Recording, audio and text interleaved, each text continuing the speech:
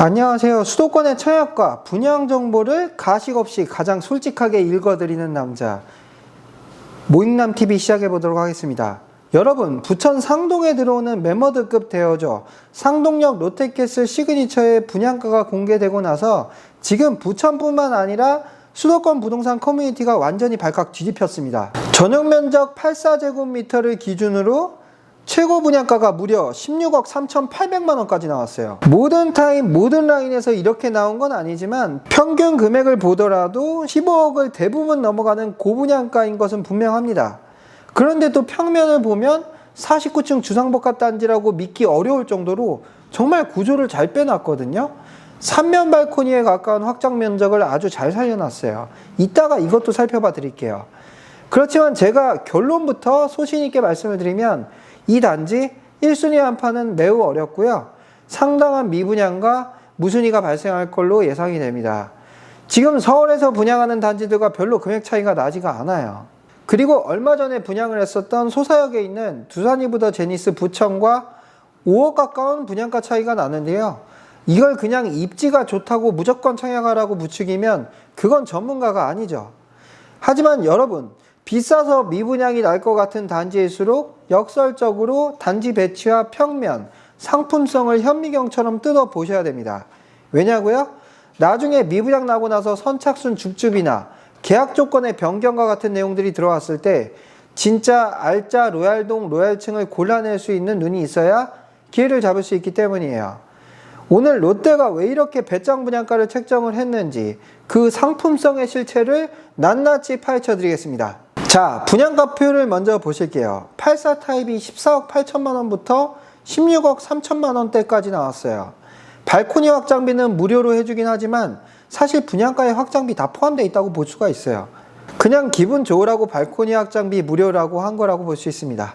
그리고 여기에 옵션 비용까지도 생각을 해야 되고요. 입주가 2032년 3월이라서 공사 기간만 5년 7개월입니다. 중도금이자 후불제 비용이 얼마인지 제가 대략 계산을 해봤는데요. 1억 이상이 나오더라고요. 이자가 정말 상당하잖아요. 이것도 충분히 고려하고 나서 분양을 받으셔야 돼요. 중도금 이자를 계산하는 산식은 이렇게 됩니다. 중도금의 회차별로 입주 예정일인 32년도 3월까지의 개월수를 다 더해보는 거예요. 그럼 1회차는 4년 5개월, 2회차는 3년 11개월, 이런 식으로 6회차까지 다 더하게 되면 종합적으로 195개월이 나와요. 여기서 이자율을 고려해야 되는데요. 지금은 담보대출 한번 받으면 5% 가까운 금리도 많이 나오기 때문에 중도금 대출 이자라는 걸 감안했을 때도 4.5% 정도는 잡으셔야 됩니다.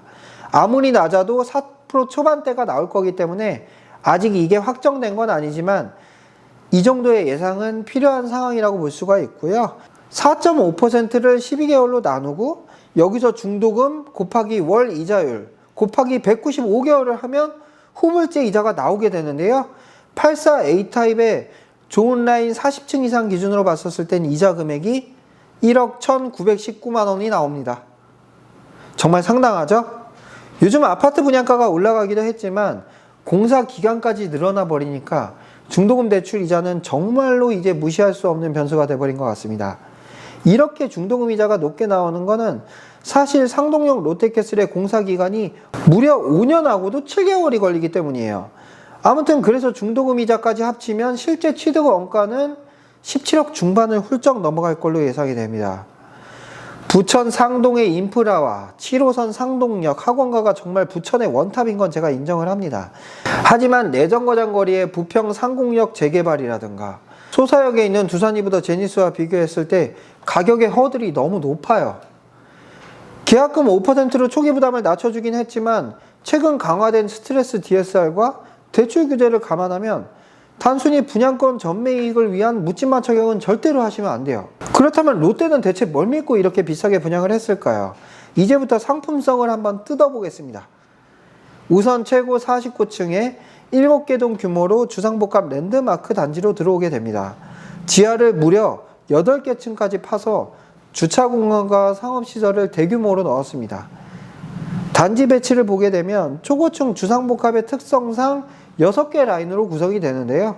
가장 전면동인 103동과 104동의 3, 4라인 같은 경우는 가장 큰 타입인 121 타입으로 배치가 되어 있고요. 113 타입은 외측 1호 라인과 6호 라인에 배치를 해놨습니다. 나머지 중간 라인들이 모두 84 타입으로 구성이 되어 있는데요. 사실 49층까지 올라가게 되면 가운데 라인들 같은 경우에는 일조량에 상당한 제한사항들이 있을 걸로 보여요. 그리고 총 7개의 동으로 구성이 되어 있는데요. 옆 라인이 또 바로 옆에 가까워서 어쩔 수 없이 집에서 봤었을 땐 답답한 느낌이 들 수밖에 없는 동배치로 보여요. 그래서 롯데캐슬에서는 외측 라인과 내측 라인의 분양가 차이를 꽤나 많이 둔 모습이에요. 그런데 반면에 두산 이브더 제니스 부천 같은 경우는 1열로 단지 배치를 해놨기 때문에 개방감 측면에서는 오히려 유리한데요. 이렇게 49층까지 올라가는 아파트가 2개 라인씩 들어서 있게 되면 아무래도 일조량이나 조망, 개방감에서 내측 라인 같은 경우에는 많은 단점이 있을 걸로 생각이 됩니다. 그래서 주상복합 특유의 건폐율이나 동간 간섭이 있는 저층의 내측 라인 같은 경우는 일조량과 함께 사생활의 침해 여부도 꼼꼼히 따져 보셔야 됩니다. 그럼에도 불구하고 전면동과 고층 라인은 상동 호수공원이나 도심 시티뷰 조명이 정말 시원하게 터지도록 설계를 해놨습니다. 그리고 커뮤니티는 정말 롯데가 칼을 갈았습니다. 106동과 107동 쪽에 스포츠 클럽이 들어오고요. 지하 1층에 실내 골프 클럽과 사우나가 들어오고 1층부에는 L라운지와 실내 수영장, GX룸, 멀티 스포츠룸이 들어와요. 그리고 2층부에 피트니스 클럽과 북카페, 독서실, 키즈플레이 라운지와 같은 에듀 시설들도 함께 들어오고요. 106동의 3층부에는 시니어 클럽도 들어오고 103동 3층에는 게스트룸이라든가 다이닝 카페와 PDR 같은 많은 시설들이 들어와서 주상복합치고는 꽤나 괜찮은 커뮤니티 구성을 해뒀습니다. 사실 여기 입지만큼은 깔 게 없습니다. 7호선 상동역 도보권에 홈플러스, 현대백화점, 부천 최대의 상동 학원가를 도보로 누릴 수 있는 슬세권이자 상일초 안심학세권이에요. 입지와 상품성은 A급인데요. 분양가가 트리플 A급이라는 게 정말 문제인 것이죠. 그리고 평면 구성을 한번 살펴보겠습니다. 전용 84 A타입 같은 경우는 전통적인 판상형의 마통풍 구조로 드레스룸과 주방 동선을 아주 깔끔하게 빼놨습니다. 실거주 만족도가 아주 높을 타입이고요. 일반 분양에서도 치열한 눈치 싸움이 예상되는데요. 주상복합인데 발코니 확장 면적을 참 잘 살려놨어요. 현관 앞에 팬트리도 있고요. 공용욕실과 침실 2알파룸의 안방 공간, 그리고 침실 1까지 복도용으로 정말 깔끔하게 연결되는 구조예요. 안방에는 파우더룸과 드레스룸 공간도 꽤나 깔끔하고 넓게 뺀 모습이고요. 주방과 거실이 함께 따로 빠져있는 구조인데요. 거실에서 양방향 조망이 가능하기 때문에 꽤나 잘 나온 구조라는 생각이 들고요. 일자 주방이라는 점도 꽤나 괜찮아 보이고 그 옆에 식탁 공간도 충분해 보입니다. A타입 분양가가 괜히 비싼 건 아니네요. 상당히 구조가 잘 나왔어요. 그리고 84 B타입은 현관 쪽에 팬트리 공간을 2개나 배치를 해놨거든요. 침실 2에 드레스룸이 붙어 있다는 점도 상당히 인상적이고요. 그리고 안방이 아주 크지는 않지만 드레스룸과 파우더룸 배치까지 정말 깔끔하게 해놨습니다. 거실로 나가기 전에 다용도실 배치도 좋은 편이고요. 그리고 84 C타입이 세대수가 많은데요. 무난한 판상형 포베이 구조를 만들어 놨습니다. 현관이 상당히 길고 현관 팬트리를 만들어 뒀고 작은 방 2개하고 욕실이 마주보고 있고 더 나가면 거실과 주방이 나와요. 주방 크기도 꽤나 넓어 보이고요. 팬트리 공간에 다용도실까지 잘 들어왔어요. 안방에 드레스룸 공간을 살리면서 추가로 알파룸 공간까지 만들어 놨습니다. 와, 진짜 구조 잘 뺐네요. A만 잘 뺀 게 아닙니다, 지금. 그리고 제가 볼 때 정말 잘한 게 주상복합 단지에서 타워형이 많이 나올 수밖에 없어서 마통풍이 불가능한 경우가 많은데 1, 2라인과 5, 6라인을 자세히 보시면은 여기 붙어 있지가 않아요. 그래서 평면 설계를 할 때 발코니 확장 면적을 3면 발코니를 모두 살릴 수 있는 좋은 구조로 나온 건 맞아요. 그래서 주상복합 타워형임에도 불구하고 마통풍이 가능하도록 설계를 해놨고요. 솔직히 주상복합에서 이 정도로 평면 설계를 잘하기 정말 쉽지 않거든요. 이거 정말 칭찬할 만하다고 생각이 듭니다. 그리고 계속해서 D타입도 보게 되면 C타입과 대부분 유사하다고 보시면 될 것 같습니다. 큰 차이는 없는 평면인데요. 84 E타입도 C하고 유사하긴 한데 조금 차이를 보이는 것이 안방 쪽이에요. 알파룸이 없는 대신에 드레스룸 공간이 상당히 크게 나왔다는 점을 잘 나온 부분으로 볼 수 있을 것 같고요. 3면 발코니라고 보기까지는 좀 어렵지만 대략 2.5면 발코니 확장 구조는 될 수 있을 것 같습니다. 안방 쪽에도 창이 있어서 환기는 정말 잘 될 것 같고요. 그 다음으로 이제 또 보면 84F 타입인데요. 판상형 포베이 구조를 잘 살려놨어요. 현관을 들어와서 욕실이 나오고 침실 1에 드레스룸도 있고요. 침실 2를 지나가게 되면 거실과 주방 공간이 나오고 안방 쪽에 드레스룸 공간이 있고 파우더룸과 욕실까지 다 갖춰져 있어요. 그리고 113A 타입 같은 경우에는 84A하고 좀 유사하게 나왔는데요. 그냥 더 큰 타입이라고 볼 수가 있습니다. 분양가가 22억 가까이 되기 때문에 정말 여력 있는 분들이 아니면 관심을 갖긴 어려울 것 같고요. 현관을 들어와서 넓은 팬트리와 작은 방 2개와 공용 욕실이 나오고요. 주방하고 연결되는 보조 주방도 딸려 있고 안방에서 안쪽으로 파우더룸과 깊은 드레스룸도 가지고 있어요. 그리고 안방에서 거실로 가기 전에 조금 애매한 공간이 있는데 여기 알파룸 공간을 만들어 놨고요. 거실에서는 무려 창이 3개나 있어서 개방감이 상당할 것 같습니다.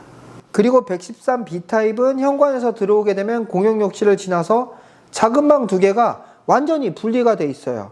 거실이나 주방, 알파룸, 안방까지는 113A 타입과 대체로 동일하게 나왔는데요. 저는 작은 방 2개가 이렇게 분리되어 있는 게 좀 유니크한 면이 있는 것 같습니다.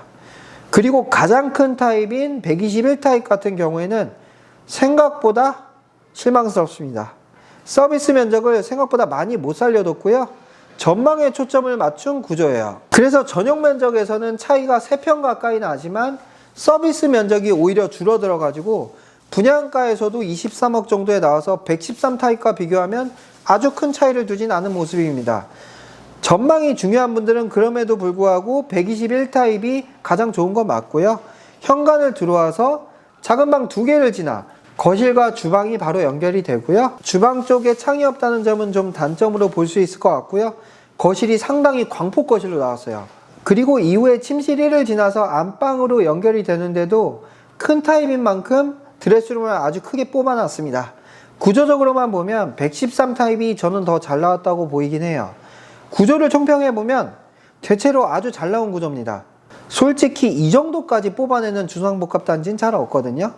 이 부분에서는 두산 이브더 제니스 부천과 비교했을 때 구조적인 차이가 상당히 명확하게 나긴 합니다. 솔직히 상동역 롯데캐슬 시그니처는 입지만큼은 깔 게 없어요. 7호선 상동역 도보권에다가 홈플러스, 현대백화점, 부천 최대의 상동 학원가를 도보로 다 누릴 수 있는 슬세권이자 상일초 안심 학세권입니다.